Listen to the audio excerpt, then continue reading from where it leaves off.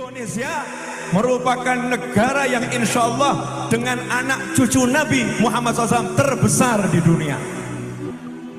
Gak ada yang lebih banyak di Indonesia terbesar di dunia. Bangsa ini akan aman, bangsa ini akan sejahtera, bangsa ini akan makmur selama anak cucu Nabi Muhammad SAW tidak diganggu, tidak diusik, dimuliakan, dicintai, disayangi. Karena apa? Ada doa dari kakeknya, pemimpin kita semua, baginda Muhammad sallallahu alaihi wasallam. Nah, tapi kalau udah mulai gaya, Habib kok seperti itu. Nah, ini santri gaya. Ya, umat Islam mulai gaya, mulai mengkoreksi Habibnya, mulai mengkoreksi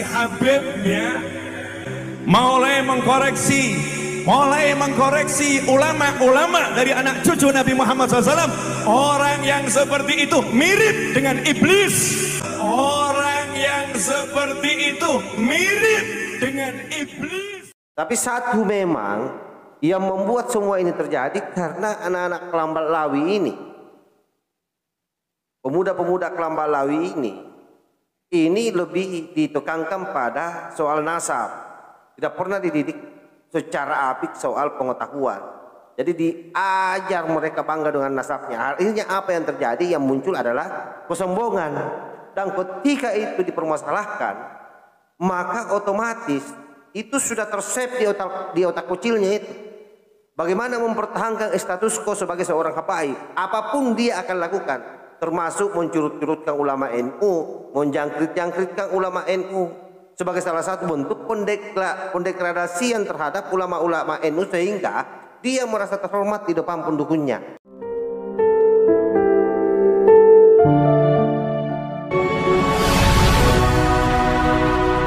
Assalamualaikum warahmatullahi wabarakatuh. Om Swastiastu, Namo Buddhaya, salam kebajikan.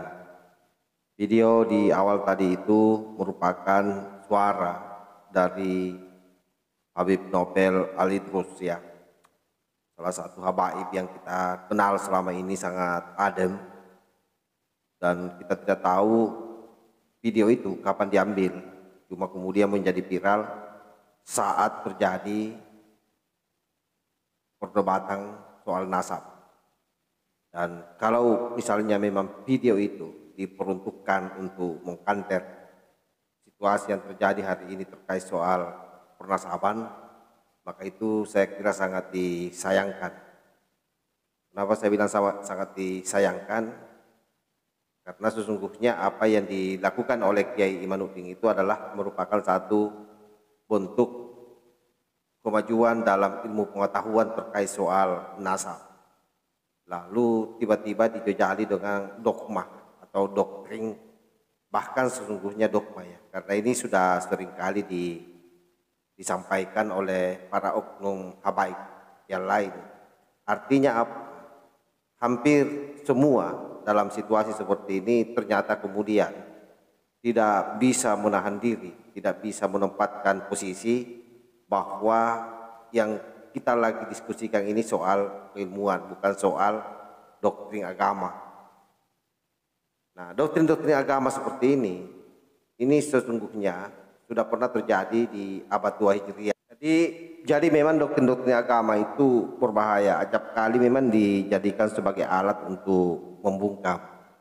Bayangkan misalnya kalau disampaikan bahwa siapapun yang mengorek-ngorek bicara soal habaib, mengkritisi habaibnya, maka itu tidak ada bedanya dengan iblis.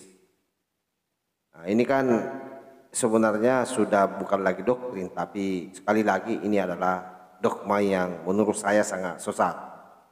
Dan kejadian-kejadian seperti ini adalah sesuatu yang sangat berulang dalam konteks dan situasi yang berbeda. Tetapi memang agama itu memang paling enak sih dijadikan alat untuk membungkam. Jadi tidak saja ilmu pengetahuan, kita tahu bagaimana Galileo dulu dibungkam juga hasil penemuannya. Dan kadang-kadang negara pun ikut memainkan peran-peran agama untuk mendoktrin orang atau mengekang orang. Nah, kalau konteksnya kali ini ya saya kira oknum-oknum habaib yang mencoba mengekang orang-orang yang bicara penolakan terhadap nasab Pahlawi sebagai nasab yang terputus. Padahal sebenarnya tidak bisa dijawab dengan cara-cara seperti ini, karena sekali lagi ini sama saja kalau kita kembali ke zaman Ibnu Taimiyah, di mana agama dijadikan sebagai alat untuk mengekang rakyat. Cuma konteksnya waktu itu dia menjadi alat negara di dalam mengekang rakyat dengan memakai doktrin-doktrin agama. Kalau ini adalah kelompok Robita semua yang mencoba mengekang umat dengan melalui doktrin-doktrin yang menurut saya sangat sesat.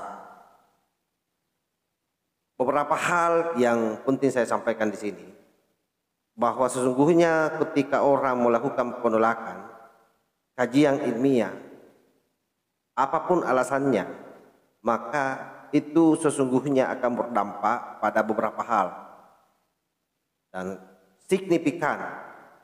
Yang pertama itu adalah dengan sendirinya menghambat perkembangan pengetahuan. Kenapa? Karena kajian ilmiah itu tentu melibatkan metode ilmiah yang sistematis, seperti yang dilakukan oleh Kiai Imad misalnya, berdasarkan pengumpulan bukti, pengujian, hipotesis, dan analisis yang ketat, melakukan konfirmasi terhadap nasab-nasab, terhadap kitab-kitab yang sejaman dengan orang-orang yang ditulis di dalam kitab tersebut. Oleh karena itu bisa dipastikan bahwa ketika ini kemudian mencoba disumbat dengan doktrin-doktrin bejat seperti yang disampaikan tadi itu dalam video tersebut, maka sekali lagi itu mendegradasi sesungguhnya pengetahuan, dan itu bisa membuat bangsa ini kemudian menjadi mundur dari sisi pengetahuan. Itu poin pertama. Yang kedua, bisa dipastikan bahwa tidak akan pernah terjadi keseimbangan dalam pandangan dunia dan akhirat kalau terus-terusan jalan-jalan doktrin-doktrin agama ini dikedepankan. Kenapa? Karena menolak kajian ilmiah itu sudah dipastikan menyebabkan ketidakseimbangan dalam pandangan dunia seseorang atau komunitas. Sains dan ilmu pengetahuan telah memberikan pemahaman yang lebih baik tentang berbagai aspek kehidupan. Nah, itulah termasuk asal-usul alam semesta. Jadi jangankan evolusi dan prinsip-prinsip dasar tentang bagaimana hal-hal itu semua berfungsi. Jadi dengan menolak kajian ilmiah, sesungguhnya seseorang atau komunitas mungkin bisa jadi terjebak dalam pandangan yang sangat terbatas dan sangat tidak akurat. Itu yang terjadi. Sehingga mereka ketika disuruh misalnya melakukan tes DNA, bayangkan bagaimana model penolakannya. Dianggapnya bahwa ini adalah proyek Yahudi lah. Seolah-olah tidak mau menerima yang namanya kemajuan sains dan teknologi. Nah, itulah yang terjadi hari ini. Dan orang-orang seperti ini dipastikan pasti tidak inovatif. Tapi satu memang yang membuat semua ini terjadi karena anak-anak Kelambal Lawi ini, pemuda-pemuda Kelambal Lawi ini lebih ditekankan pada soal nasab, tidak pernah dididik secara apik soal pengetahuan.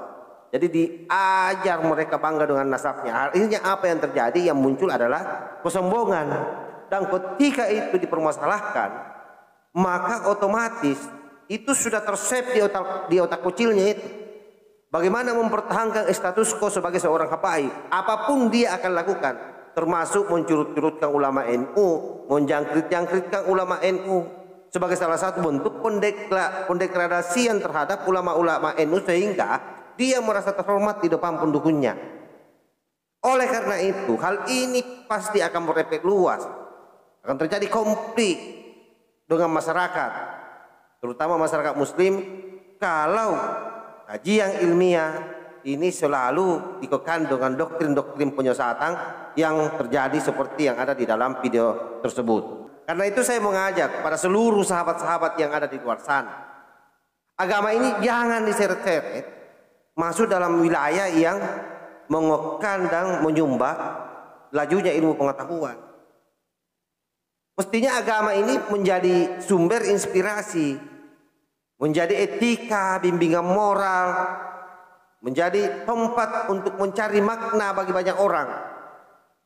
Dan bahkan agama juga mendorong pemikiran yang kritis sebenarnya, reflektif, dan bisa dijadikan sebagai introspeksi spiritual. Sehingga di dunia hari ini sesungguhnya sudah banyak orang yang menggabungkan keyakinan agama mereka dengan pengetahuan ilmiah, dan mereka mengintegrasikan keduanya untuk memperluas pemahaman mereka tentang dunia. Nah, memang dalam beberapa kasus saya kira memang pemahaman agama ini acap kali yang sangat dogmatis itu diinterpretasikan secara sempit, sehingga membuka pemikiran dan membatasi kebebasan berpikir. Hal ini dapat terjadi ada pada penekanan pada doktrin yang kaku dan penolakan terhadap pemikiran yang berbeda, ataupun pemahaman ilmiah yang bertentangan dalam situasi seperti ini. Inilah yang terjadi. Jadi agama ini selalu menjadi alat bagi orang-orang, terutama mereka yang bersumbu pendek, yang tidak bisa menerima perbedaan.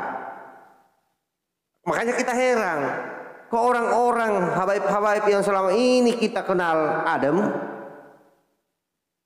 tetapi ketika terjadi perdebatan soal nasab, pada akhirnya rata-rata kebakaran jenggot dan semua terjebak bicara di media sosial. Apakah susahnya kalau tidak menjadi cucu Nabi? Kita juga ini bukan cucu Nabi, masih hidup biasa-biasa saja. Yang terpenting saya kira jelas sekali bahwa ada yang disebut dengan ketakwaan, ada yang disebut dengan pengetahuan, ada yang disebut dengan ketaatan, ada yang disebut dengan etika, adab, dan seterusnya. Itu yang harus diperjuangkan secara individual kalau mau mendapat pengakuan oleh Rasulullah SAW ataupun Allah Subhanahu wa taala. Karena sesungguhnya memang tidak ada pembedaan siapapun itu. Yang membedakan hanya ketakwaan dan keilmuannya, itu saja yang adabnya.